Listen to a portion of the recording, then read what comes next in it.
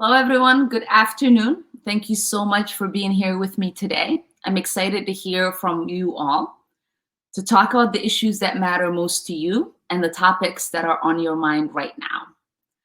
I first want to remind everyone to share their questions in the comments section, whether you are watching, whether that is on Facebook, on Twitter, or on YouTube, and we will do our best to get to them. As we speak, we are in the midst of an ongoing uprising over centuries of racial neglect and oppression. We can't talk about the protests in Minneapolis or Kenosha or sports teams nationwide without first looking inward. We maintain a system that grinds millions into desperate poverty, a system that doesn't provide the most basic necessities like food, shelter, and medicine, whether they are brutalized by police, by austerity economics, or by politicians who simply do not care about us. Our nation is crying out desperately for change.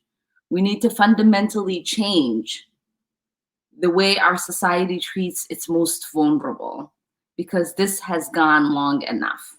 I want to give a quick update on what we have been up to in the district and what's going to make sure that emergency relief dollars get into the hands of the people in the 5th here in Washington.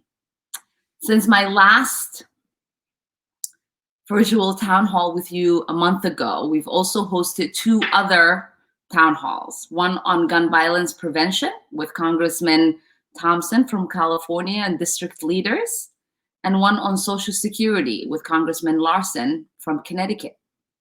You can go and see those town halls, whether it is our monthly one or the ones that are on specific issues, on YouTube, Facebook, and Twitter. They are all archived there.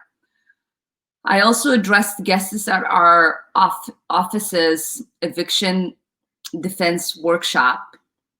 This was a special meeting of our eviction task force that I started in early July to address the potential eviction crisis once the eviction moratorium is lifted. Fortunately, thanks to your advocacy, the eviction moratorium has been extended this month.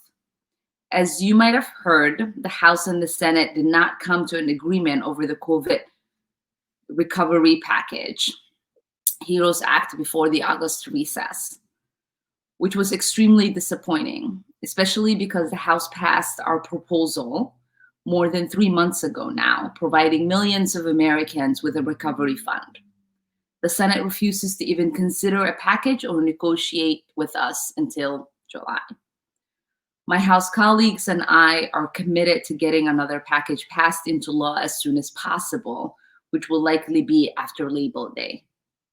The House worked hard to pass our 12 appropriation spending bills to secure funding for programs that are important to the district so we can avoid another disastrous government shutdown like the one we had in 2019. I fought to make sure these bills included strong funding for some of the 5th's biggest priorities. I'm particularly excited that Representative McCollum and I were able to work with the House leadership to make sure these bills included federal dollars to help Minneapolis rebuild from the civil unrest that followed the George Floyd murder. In late July, I introduced the End Polluter Welfare Act with Senator Sanders, which would end federal subsidies for fossil fuel companies, totaling hundreds of billions of dollars over 10 years. I also introduced the Make Billionaires Pay Act last month. This legislation would tax the obscene profits made by billionaires during the pandemic and use those funds to pay for medical expenses of average Americans. Before we get started with questions, I wanted to quickly cover different ways my district office can help you. If you have an issue with any government entity, my office will do everything that we can to help you ourselves and get you connected with the people who can. You can request help through my website or by calling our office at 612-333-3733. 1272, or emailing us at mn05.info@mail.house.gov.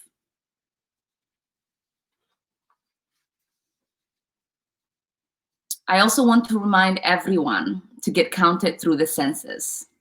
Each year, Minnesota receives about $15 billion from the federal government based on the numbers from the census, going to essential programs like Medicaid, SNAP, highway planning, and construction.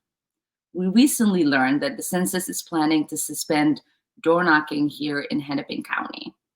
So it's all on us to head to census.gov and get counted. And with that, we can get started with questions. As your questions come in, I'll start with the ones that have come into our office this past week.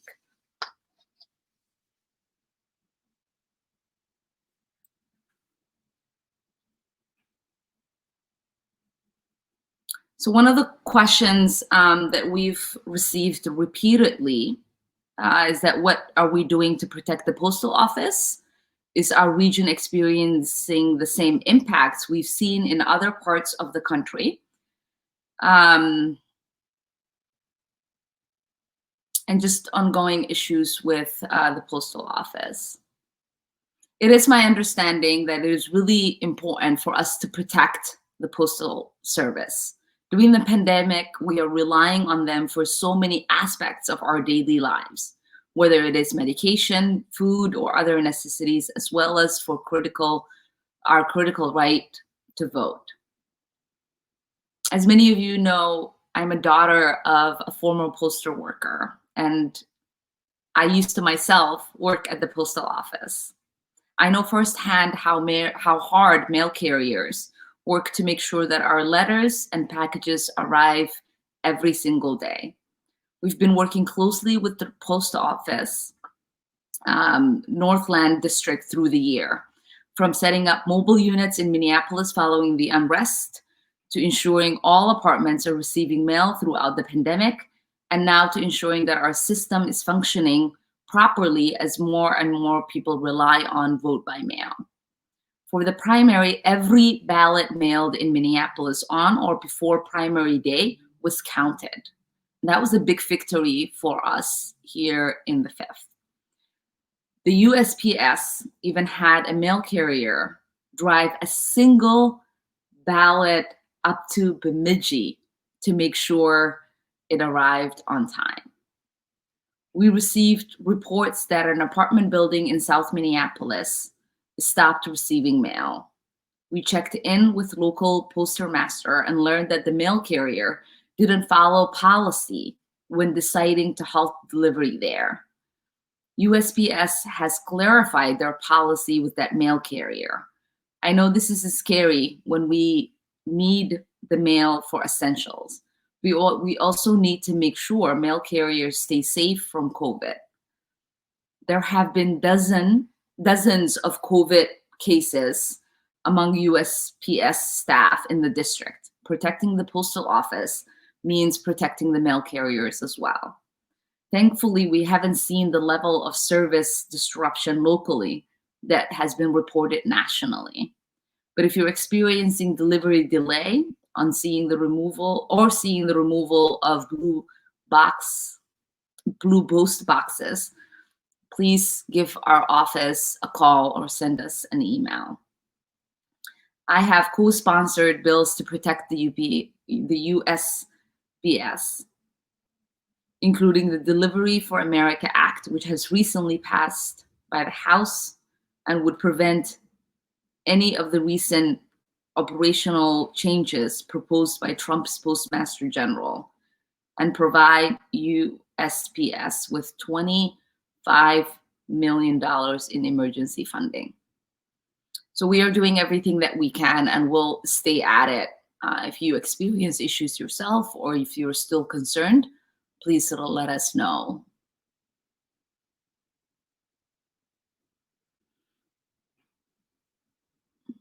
Another question that has come in is that what is the current status of the eviction moratorium? what is being done to address the potential eviction wave if the moratorium is lifted, and what is the status of the governor's $100 million housing assistance program. Currently, as I said earlier, the eviction moratorium is still in place on both the state and federal level. The Department of Housing and Urban Development recently extended the federal moratorium throughout the end of the year, and the governor's executive order was extended until September 11th. As long as the peacetime emergency is in place, we should be able to have the eviction moratorium. The governor has to continually extend the peacetime emergency, and the moratorium is tied to that every month as part of using his executive powers. And the Republicans in the Minnesota House, in the Senate, are working really hard to try to get rid of his emergency powers. And so we have to support the governor and make sure that our legislators are supported so that he does continue to have the ability to protect all of us. At the moment, we do not foresee an end to the eviction moratorium, but we should know in advance if the governor plans to lift it, and we'll give you an update on that. With our eviction task force, the governor's staff are part of that, and we have a lot of state legislators who are leading advocates on that eviction moratorium that also serve on our task force. And so stay tuned for those conversations as well.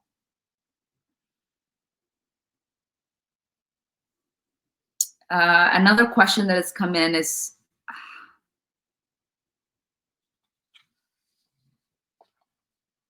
what can people do to protect themselves? And so we believe it is important that people understand, even though the eviction is in place, that there are, some landlords who are still carrying out evictions. And so the landlords can evict you if you have a lot of property damage. Landlords can end your lease if they or one of their family members plans to live in the house. Your landlord still has to follow the lease and the law. They have to give you a written notice saying that the lease is ending. Usually your landlord has to give you notice at least a month before the lease ends. Your landlord has to give you a written notice warning you that they are going to file an eviction case against you. Your landlord has to give you the notice at least 7 days before filing the eviction. And if you are facing any of the situations I just described and you are in need of support, please reach out to Minnesota Legal Aid, Homeline, or Law Help MN. You can also reach our office as well, and we can try to get you direct support. Evictions for non-payment are covered through the eviction moratorium and cannot take place as long as it's in effect. If your landlord is trying to evict you due to non-payment, please reach out to AG Ellison's office and fill out his tenant eviction complaint form. He has been a strong advocate and is working really hard. And so rely on his office if there are ways in which you feel your landlord is violating the eviction moratorium at the moment. At the beginning of July, as I said earlier, we started the eviction task force to work on preventing an eviction surge once the moratorium is lifted. Organizations, community advocates, and local and state governments are all working to ensure Minnesota does not have a surge of evictions. We're all working together to push for a long-term solution to our housing crisis. And we've also been fighting really hard to ensure housing assistance funds for renters and homeowners are included in the next federal package, along with an extension of eviction and foreclosure moratoriums. They're also included in the HEROES Act that was passed in the House. And as we've talked about many a times, I've authored legislation that will take that a step farther by canceling all rent and mortgages through the remainder of the pandemic. Instead, having the federal government cover those costs for working Americans. The governor's COVID-19 housing assistance program is now open to the public. Individuals and families can apply for those funds that they can use for their housing related costs. The goal of the program is to help individuals and families in Minnesota maintain housing and prevent eviction and homelessness. The program pays unpaid housing related bills directly where the bill is due. Examples include rent and mortgage payments, utility payments, homeowners insurance, manufactured home payments, and park lot rents. Applications are available in Spanish, in Hmong, in Somali, and English, and there's a central intake process via phone, text, or online. There is no cap of the amount of assistance that you can get, and limited eligibility requirements. They are expansive because we're trying to cover as many people as possible.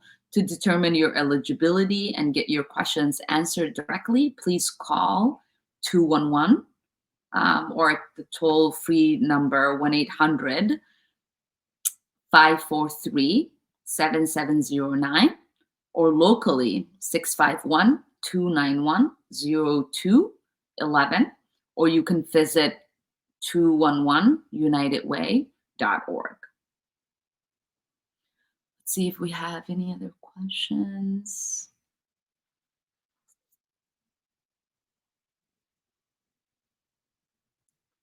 What help is available for small businesses, small business owners affected by COVID and civil unrest? In a time where minority-owned businesses were already being disproportionately affected by the pandemic, these same businesses have been the least likely to receive federal help. In fact, in the first round PPP funding, 90% of funding, 90% of the minority-owned businesses were denied a loan. On top of that, the murder of George Floyd resulted in hundreds of millions of dollars damage to the business district, again, disproportionately affecting minority businesses. What's our office doing? There must be direct and accessible and flexible financial relief with funds specifically reserved for minority businesses, minority-owned businesses. At the beginning of the pandemic, we introduced the ABLE Act, which would require the federal government to fully compensate maintenance costs of all affected small businesses from substantial economic injury as a result of the COVID shutdown impacts.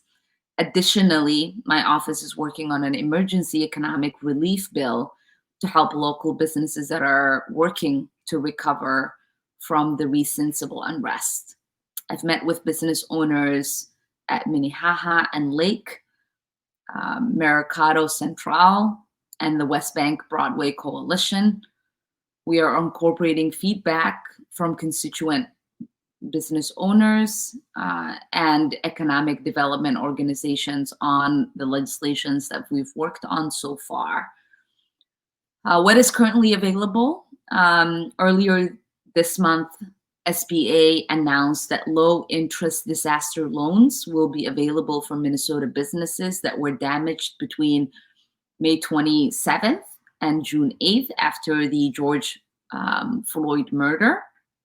If you have any questions about that particular program, please reach out to our office. Grants can offer critical financial relief to small businesses, but they change frequently. The best way to learn about currently available grants is to contact our office directly. And to learn more about resources that can help your small business, please, again, call our office at 612-333 1272, or email us at mno5.info@mail.house.gov, and we'll put out this information on Facebook so you can access that information as well.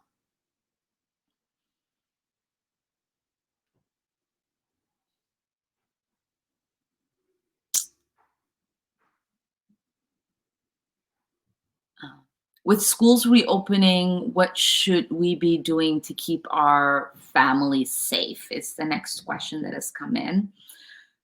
The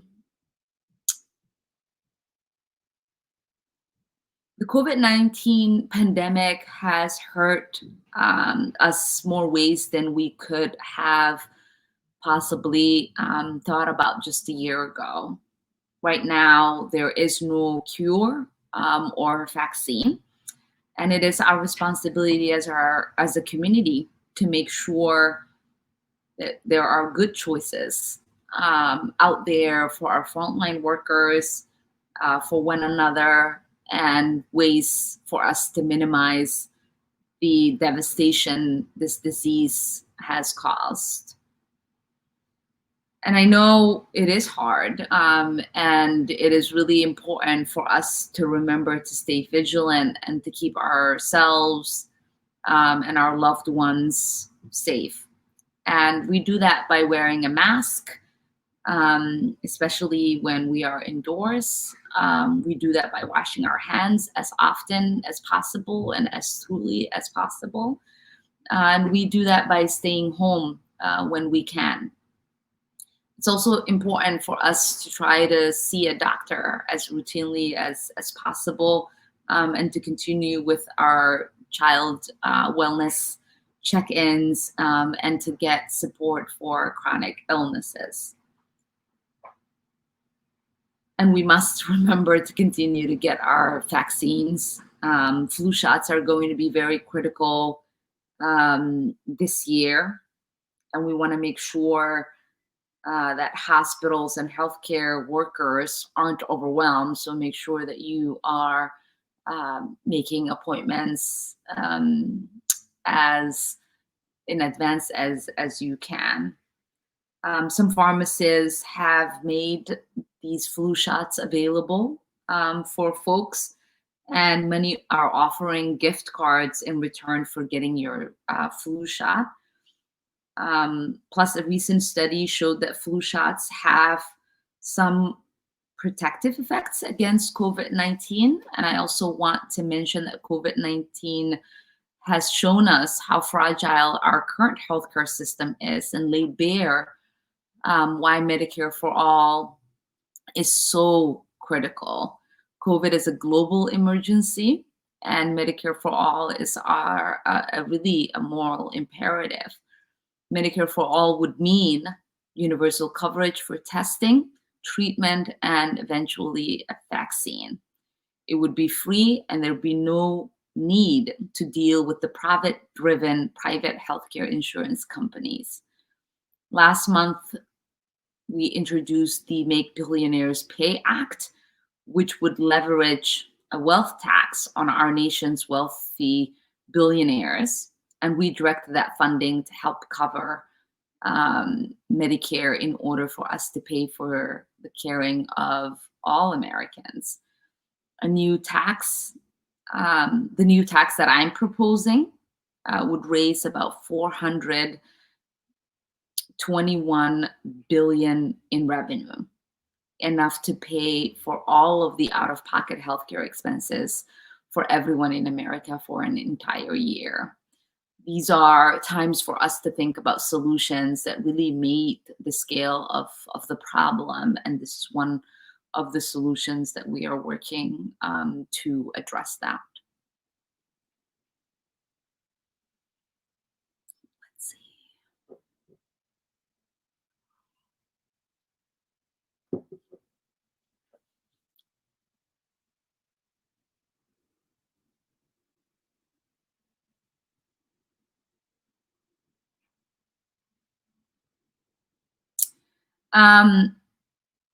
So our next question is about school reopening. Where are schools in terms of reopening? Their reopening plans. What has the governor announced?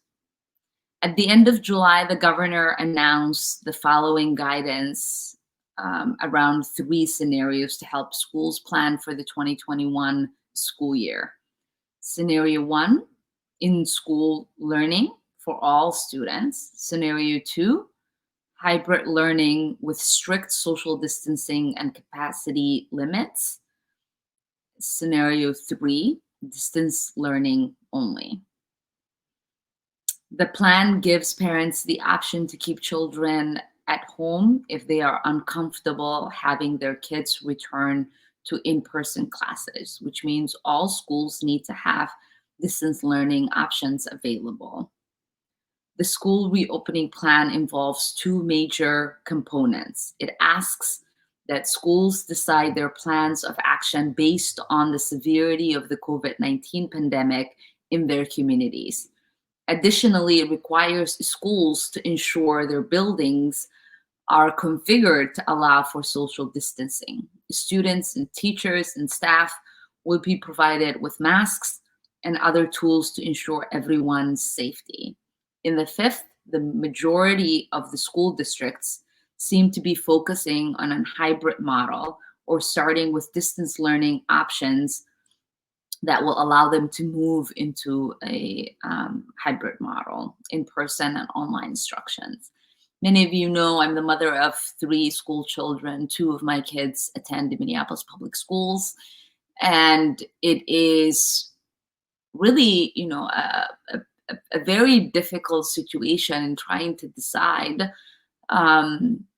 whether to um, to continue to push, right, our system into allowing for our children to achieve the best educational possible to them, which we all know is in a classroom, and what it means for us to keep them safe, to keep the teachers and the school staff safe, and essentially keep our whole community safe. The response to this pandemic was so devastating that now we're still at a place where these choices aren't an easy one. And so for me, I know, my daughter who is going into her senior year this year, and my son who is going to be a freshman, are both really devastated by their inability to be in a class and have a cohort and experience everything that you expect to experience as a freshman and as a senior. But they also understand how important it is for us to really think through everything and to prioritize our safety and figuring out ways in which as a community we continue to do that. And so there are creative ways as we struggle with these choices that we can continue to give that experience and keep our kids on track. I know many families don't have a lot of resources. I also think about kids who are in the system, in the foster care system, kids who are living with parents who might be experiencing homelessness, and what it means for people who are already being failed by our system to now experience further failures. And these are the conversations I have with our governor and the superintendents across our state. And I know that everyone is working really hard to try to come up with the best solutions that they have, given these devastating circumstances we all find ourselves. And so I will ask all of you to be as patient as you can, and for all of us to lean on one another as community members to fill in that gap where people might not have the resources, or our children might not have the resources to be able to get through this. But I know, as a community, when we continue to lean on one another, we will make it through, and our kids will be better for it.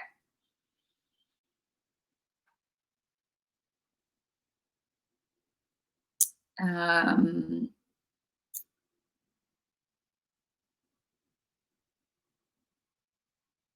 our next question is about the census. What is the current plan around census data collection based on the new timeline?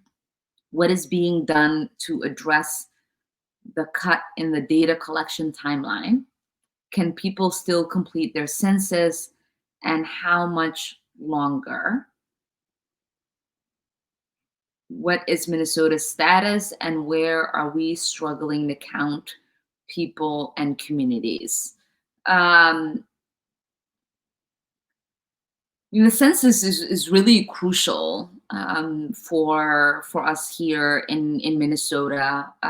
This year, the census again serves as a vital foundation of our democracy by and for the people, by counting people of all ages, races, and ethnic groups, regardless of their citizenship status. The census determines our political representation. It helps shape how billions of dollars in federal funding is distributed to the state and local communities every year. And each year, Minnesota receives $15 billion from the federal government based on the numbers from the census, going to essential programs like Medicaid, SNAP, highway planning, and construction. The 2020 census is currently underway. Minnesota is continuing to lead with the highest self-response rate in the country, 72% compared to the national average, which is 64%. However, our participation in Minnesota is not uniform. Rural and denser urban areas are lagging. Additionally, accurately counting our historically undercounted communities is going to be more of a challenge due to COVID-19. We need to continue to ensure everyone is counted in the census. Unfortunately, the Census Bureau recently announced a new timeline with data collection ending in September.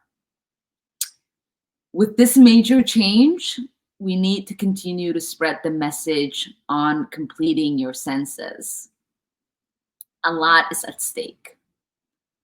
To be counted is to be seen and represented, and to ensure you and your family have the access that they need in order to have the resources and the services that will help all of us thrive. The Census Bureau claims that all households have not yet completed the census, have had the census trackers on each door in at least 6 times. However, there is evidence that many households in Minneapolis have not yet been contacted, and many of them have not gotten that 6th knock at their doors in order to have a non-response follow-up plan. In 2020 census, the 2020 census has been under attack in many ways. Trump continues to use scare tactics. The COVID-19 pandemic and multiple challenges to the census timeline are just few to name. This is truly unacceptable. This could have an extremely negative impact on our community for the next 10 years. And it is important that we recognize that we need to do everything that we can to count every single person in our community. And so if you are part of historically marginalized community, whether that is renters, students, immigrants. This is even particularly more important. In Congress, we've signed on letters to encourage House leadership to add census funding to the next federal package, and another to the Census Bureau, expressing our concerns with cutting a month off of the census data collection period. Our partners and advocates on the ground are working extremely hard to ensure all Minnesotans get counted with the new timeline, but also pushing to extend the timeline to ensure that there is an accurate count. Census takers have begun household interviews to engage individuals and families who have not yet completed their census form.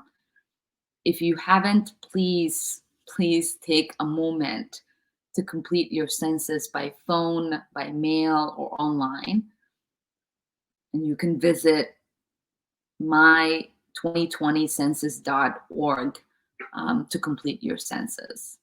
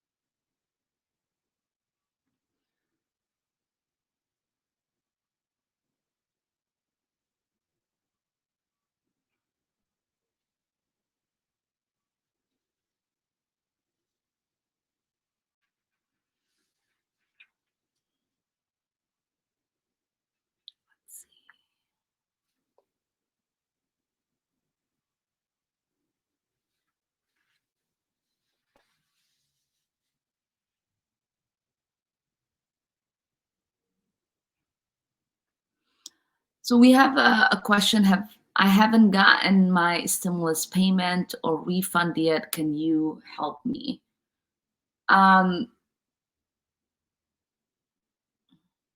So you should have by now received your first stimulus check. If you haven't, again, please contact our office and we will see how, if we can assist you in tracking that directly. We'll put down the phone number and the email address again to that as well.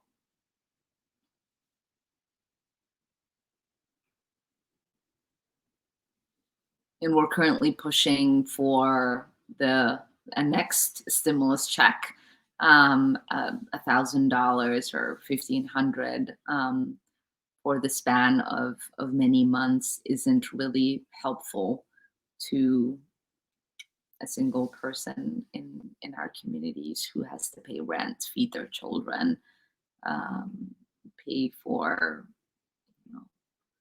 all the other essential needs that people have.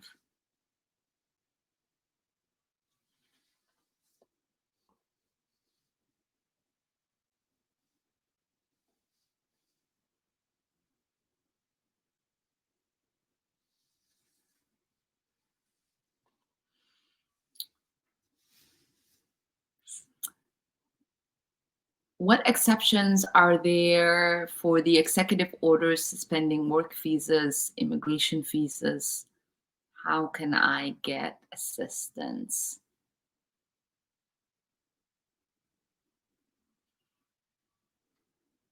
So our office does a lot of work in regards to immigration. And before I answer the question, I will just again reiterate that if you do have any immigration related questions or need support or resources, please don't ever hesitate to contact our office directly in order for us to assist you in that. Trump and his cronies have used the pandemic to justify a lot of horrible changes to immigration policy that have nothing to do with keeping us healthy or rebuilding our economy. In fact, they're doing the opposite in almost in almost every imaginable way. Some of the biggest changes Trump has enacted during the pandemic are restricting a new immigrant visa, like grandparents or siblings of US citizens, restrictions on employment visas, like au pairs and skilled workers, with HIPs and their families and international students, and another border closure with Canada and Mexico, plus bans on travel to the US if you have been to certain parts of the world within 2 weeks before you are likely to enter the United States. One of the main things that we have seen with the Trump administration is that he governs towards tweets, and his agencies have no idea how to implement the policies the White House puts forth. Even if a US embassy approves a waiver to one of these restrictions, a customs or border protections agent can make an entirely different determination based on the person when they arrive in the United States. On top of that, the Government Accountability Office just released a report that two of Trump's main immigration appointees have been in their positions illegally.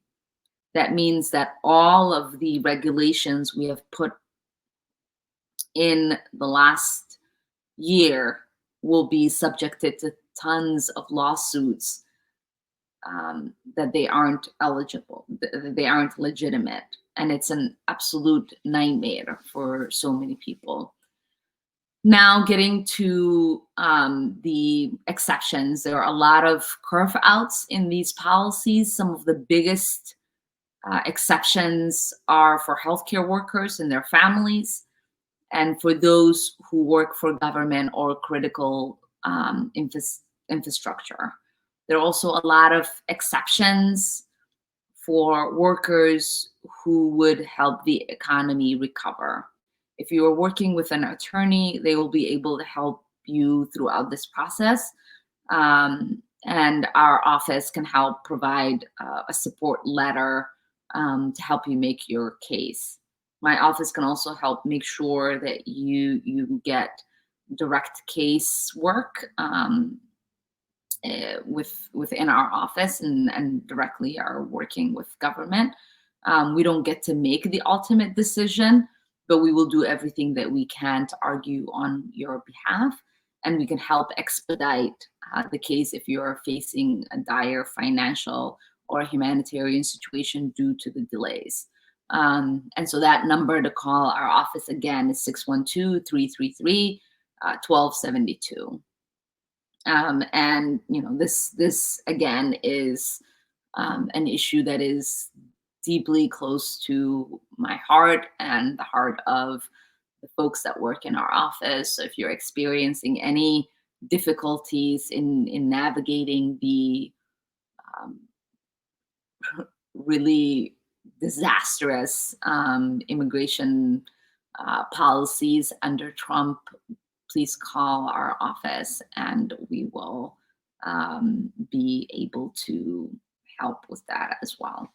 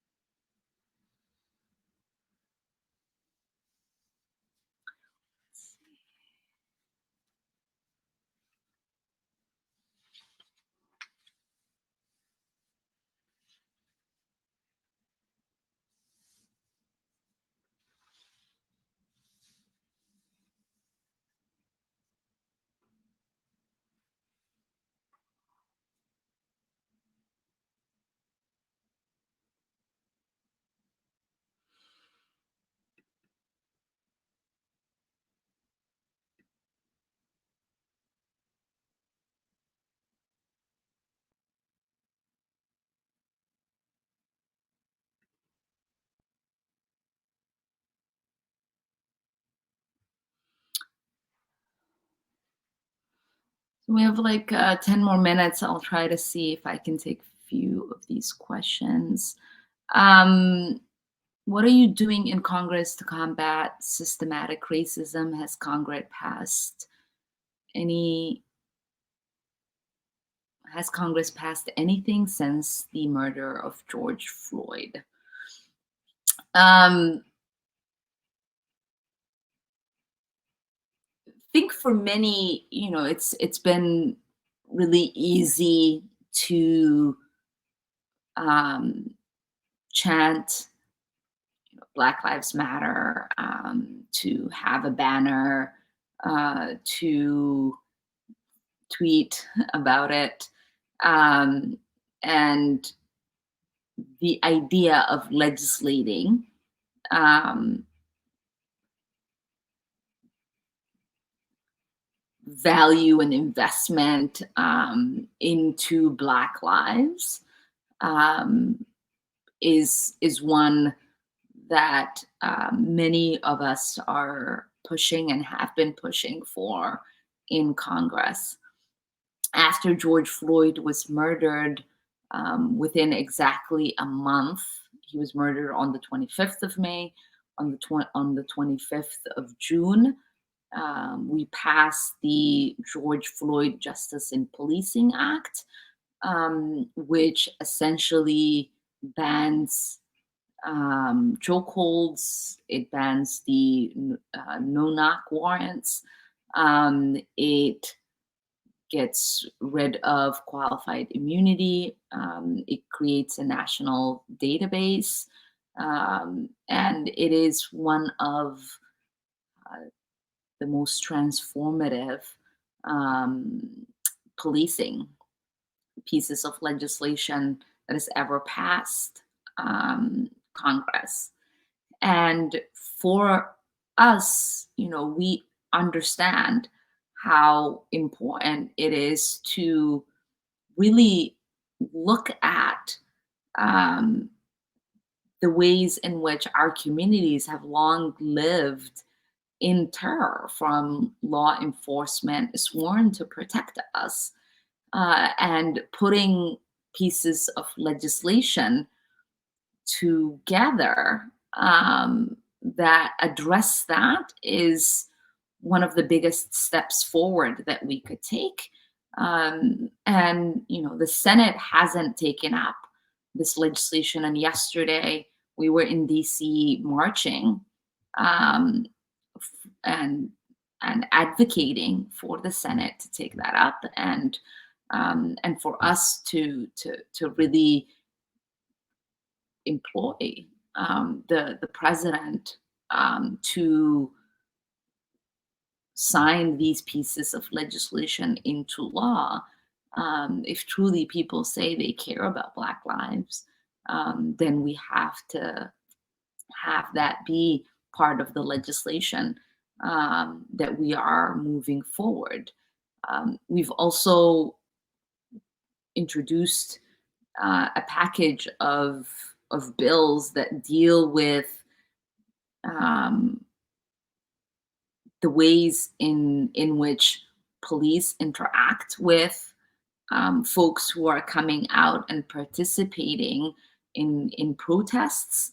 I introduced legislation to criminalize police violence against protesters. My bill would allow any officer who kills or causes bodily harm to a civilian doing the response to a protest be charged with a federal crime, because we must ensure that our constitutional rights are protected, um, and for there not to be any threats or stiflement by law enforcement, who are essentially in charge of protecting people's constitutional rights. We've also proposed legislation to create a national police misuse of force investigation board. Um, this will establish a federal agency responsible for investigating all nationwide deaths occurring in police custody, officer-involved shootings, and use of force that result in bodily injury. The agency will conduct unbiased, independent investigation and issue determinations of responsibility and recommendation, so that any future violence can be prevented. We've also introduced legislation to amend the Insurrection Act, because we have seen really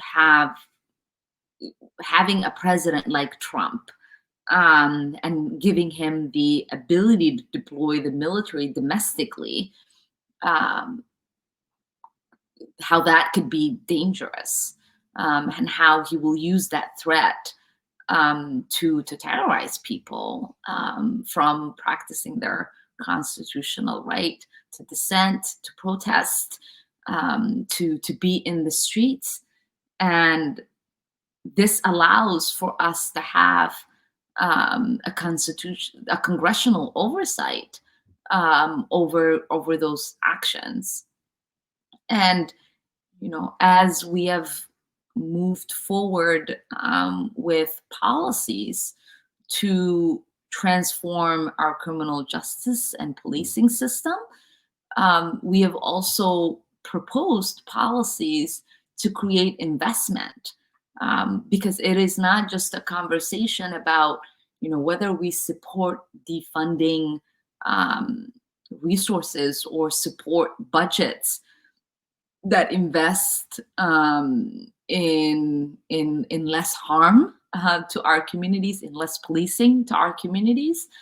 It is about the investment that can be created in budgets when you have policymakers that truly want to put action behind, right, their rhetoric of I stand with Black Lives Matter. And so we are asking for people, whether it is in municipalities, in state houses, or in Congress, to join us in policies that create economic and social investment in our communities, to say that this is the time that we must address the social and economic neglects that have brought us to this moment.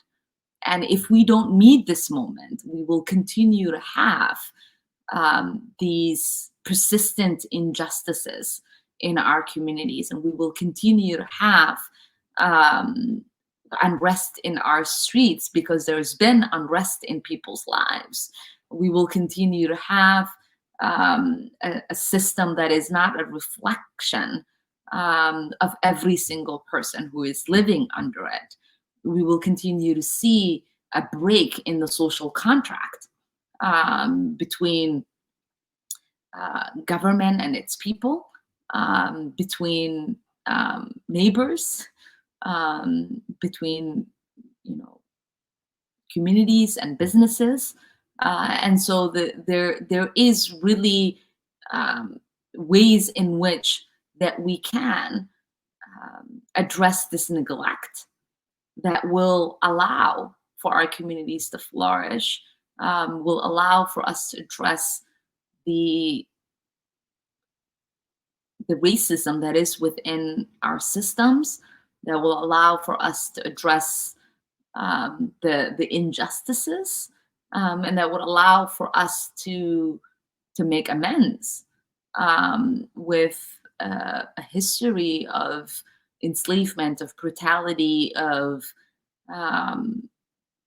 othering, that has led to not only mass incarceration, but it's led to lack of healthcare, lack of assets being built, lack of investment in the environment in which Black communities exist in.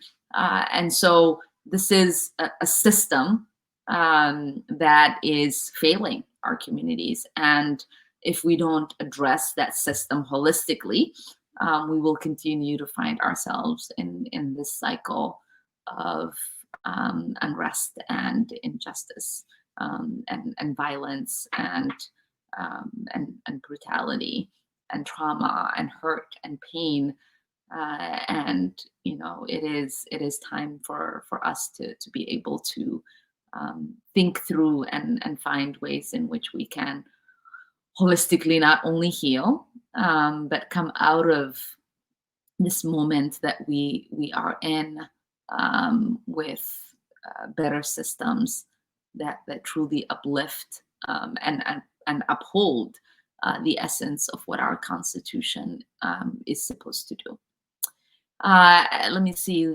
I think we have a question we have time for one more question.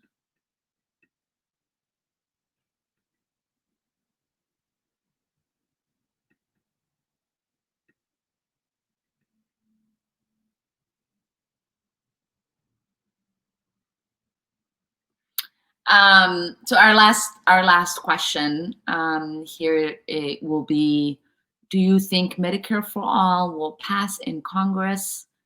Do you think this pandemic changed the mind of other members of Congress to support a Medicare for All system? So before the 116th Congress, which is the one that we are currently in, policies like Medicare for All didn't really have a lot of support. And because so many people who were running for Congress ran on supporting Medicare for All, we now have over 140, I think, members who are currently signed as co-signers of the Medicare for All legislation. And because of that, we have been able to secure 4 hearings in different committees of jurisdiction, including the Ways and Means, which is really one of the most important committees for that bill to have a hearing in. And as the vice chair of the Medicare for All caucus, we have been really proud of the fact that we've helped secure these hearings to take place. And what I do know is that in the 117th Congress, we are going to get so many new people who also have now run on their support for guaranteeing healthcare for everyone. And that adds to the number of people who will be co-signers of this piece of legislation. And that in itself really is a very promising thing, because we know that we are all going to get sworn in 2021.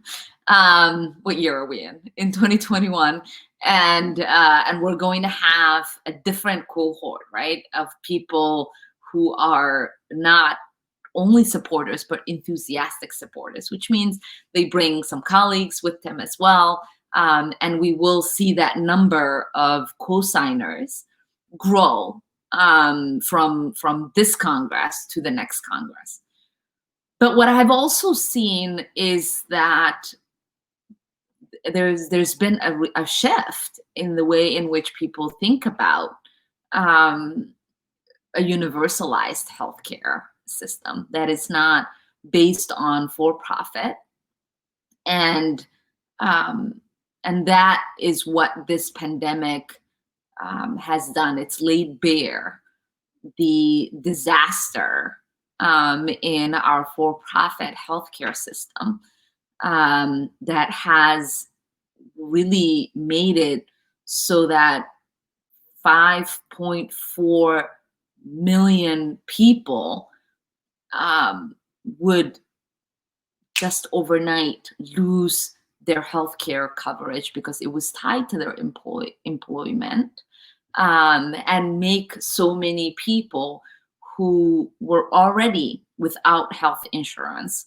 who were living with um, chronic illnesses, um, be disproportionately impacted by COVID-19. Um, in here in Minnesota, 50% of Black Minnesotans are either uninsured or underinsured. And that is true for many Black communities across our country. And it is also true that this pandemic has had a devastating and disproportional impact on the Black community. And that those numbers are also very true for Native Americans. They're also true for um, Latinos. They're true for every community that has been living in the margins of society. And what I am hearing in Congress is that there are a lot of people who want us to figure out a system that fully cares for each and every person here in America, that fully provides healthcare coverage to people. And there is a disconnect sometimes, which it's really hard to not see the irony when people will say, we want these vaccines to be free for everyone. We want um, care with the pandemic to be free for everyone, and without realizing that if it was already, if we already had that system, we would have less problems today. And this idea that we continually push our problems to the side and allow them to compound, and try to backfill, um, and not realize how that's more costly, whether it is financially or with lives, is really tragic. And to me, it is important for us to recognize that we are past a system where we continue to backfill. This is the time for us to see all of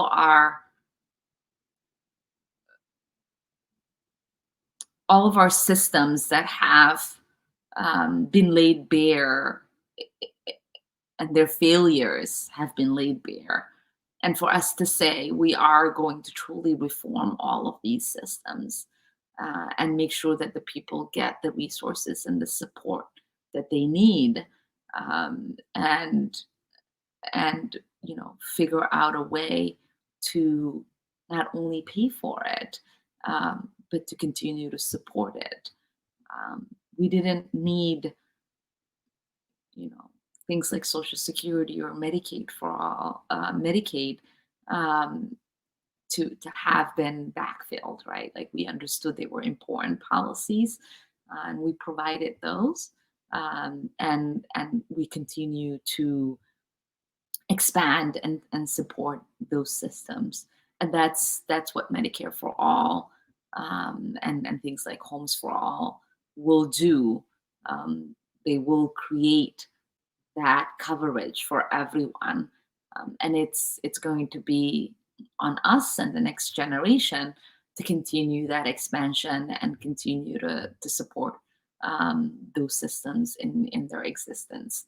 What we are seeing today um, needs to bring us to a better tomorrow. We can no longer ignore the kind of broken housing system we have, the kind of broken healthcare system that we have, the kind of broken criminal justice system that we have, the broken policing system that we have, and not address it. And this is what this pandemic of public health has done, and what this pandemic of racism has done. It's laid bare these systematic problems that we have in our country. And it's going to be up to us to meet that moment with systematic changes that will create the transformation that our country needs in order to live up to its promise. And with that, I will see you all next month with our next town hall. And hopefully, once we get a hold of this pandemic, we can reassume having these town halls in person, and I can actually hear you all ask questions and have it be interactive. With that, have a great, wonderful Saturday. And thank you so much again for joining us and for giving me the honor of representing you in Washington.